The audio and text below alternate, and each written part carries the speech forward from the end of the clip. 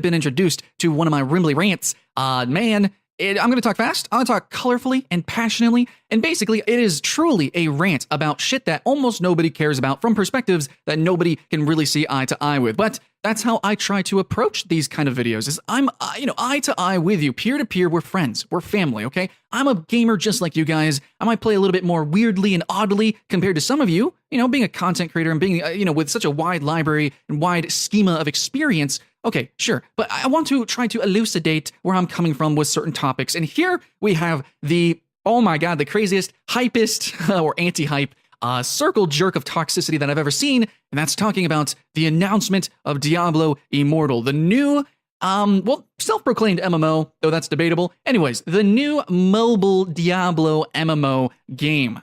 That's not developed by Blizzard. It's in partnership with NetEase. And they're going to be doing the main meat and taters of the game, which they've done a lot of games similar to this.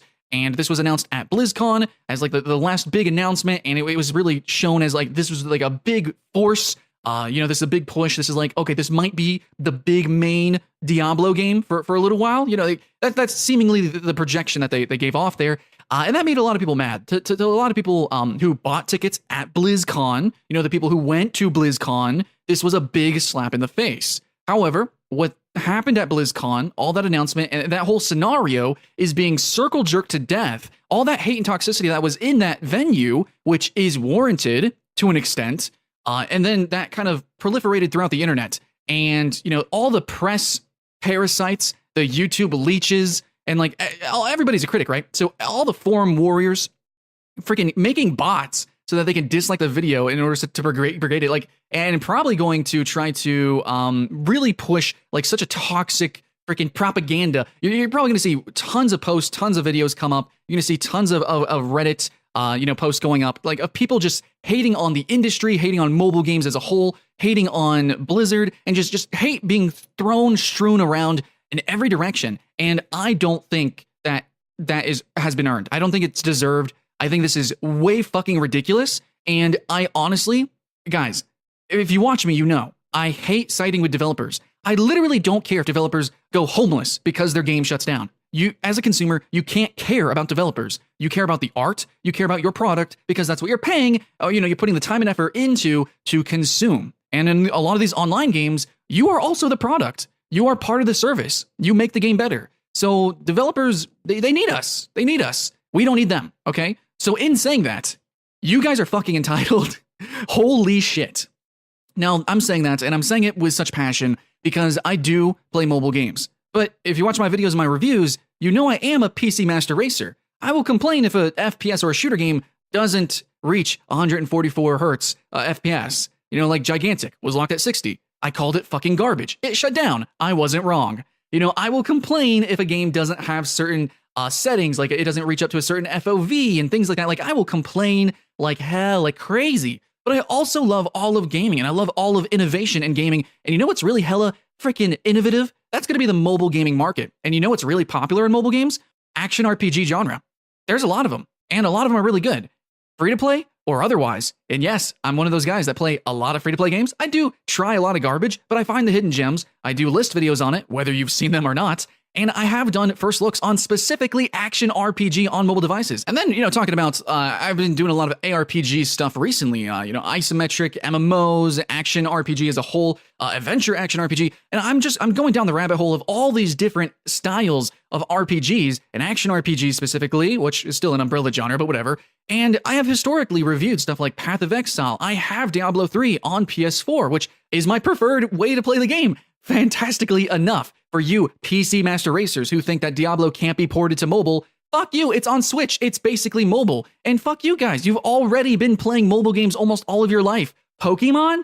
Dude, all of the Game Boy games, if a game is designed in mind with a platform, the controls, the gameplay, it can work, and it can be fun, and it can feel physically more interesting than on PC. Because frankly, that's already the experience I have on PS4. With a controller on Diablo, shared screen co-op, couch co-op, it's a freaking blast. And I like it better than when I played it on PC, the demo. Absolutely, that's just how it is. Many other people feel the same way about a number of games. Like a lot of people, I know my roommate, she won't play Don't Starve if it's on PC and it's point to click. She will use a controller she won't just use the PC controls. She will use a controller. And that's just how she plays. She literally goes from not wanting to play the game ever to, oh my God, I love this game because of the controls. And to a lot of people, it's like, oh man, but keyboard and mouse is just the best. PC is just the most biggest, best thing. And this game that I've spent so much time on, it must be the biggest, deepest, most action-based game, and it must require the most amount of attention. No, the fuck it doesn't, guys. It works great on console. It's probably doing great on Switch. And you know what? I've played many clone-style games already on mobile that work just fine, that are great, that I spent money on, premium games that are fantastic. And if any game can push for a AAA production on mobile with a genre that's already fucking populated on mobile, it's Blizzard, and it's the franchise Diablo. Okay, now even though Blizzard is not developing the game, still, there is at least hope. There is more hope than having like 1% of a like ratio on their videos, guys. It is absolutely ridiculous. Now, yes, people should have been mad at BlizzCon. You spend money on that. You know, these are hardcore fans who have historically played the PC games that Blizzard has just tightened. You know, they are Goliaths in the PC industry. So it makes sense that the people going to BlizzCon, that would happen. But now with the internet, that proliferated out, seeped out, and the toxicity is just being circle jerked by everyone who wants views. And honestly, it's disgusting. My peers, who you guys are just constantly, you know, doing promotions on mobile games, constantly. And then literally, like, you do this giant promotion on a mobile game, and then literally the next video, you just make a shit video talking about the news of Diablo and how, oh my God, I don't want a pay-to-win, shitty, controlled mobile game. Literally, the last video you did, you got paid thousands of dollars to promote a shitty, objectively pay-to-win, auto-play mobile action RPG. What the fuck are you talking about?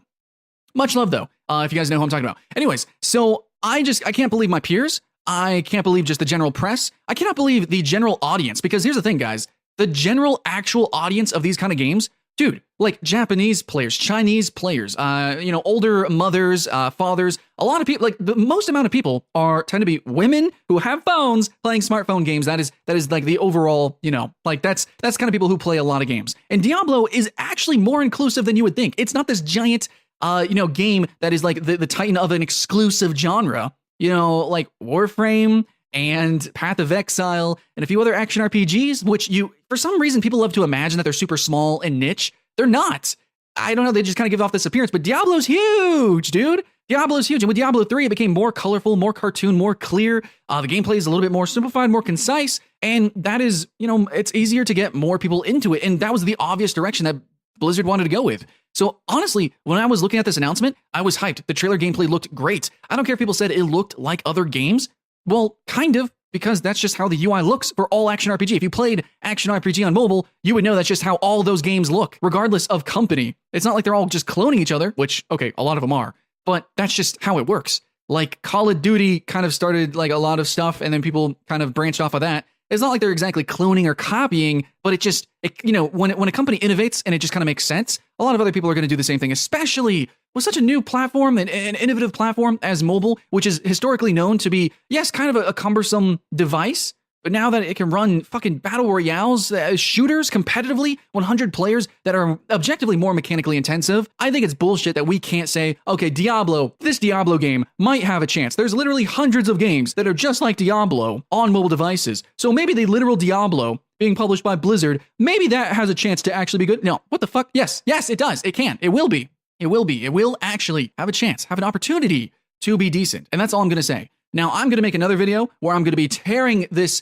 trailer apart, but I'm going to be talking about the gameplay. I'm going to be talking about what you actually see, what we might potentially actually feel when we get a little bit more information on the game. You know, we actually get some quotes on the gameplay and people who have played it. Then I'm going to be talking about it and actually trying to digest the game and the gameplay. But to everyone who is just saying, oh my God, isn't this shit? Isn't Blizzard just shit? They're just going to shit out a pay-to-win shitty little mobile game. You know, for people who are saying that, I honestly cannot fucking believe you, because you're actually hypocrites. And if you're just saying that, I just can't believe it, because you just don't have the experience. You haven't actually tried and actually played what the mobile market has to really offer. The hidden gems, they're not even that hidden, but yeah, there is a lot of shit on there. I understand that. But just immediately saying that this game that has so much money, time, and effort, and obviously a giant fan base behind it, that it's just going to be shit out, that's unfair. It might get shit out. And when we have evidence for that, then let's start boycotting it. Let's mass dislike. But just, yes, it was a slap in the face at BlizzCon, the way they announced it. But everything else about it, the tangible stuff that we can see about the game, I think it's actually kind of exciting, and I will put it in a top upcoming list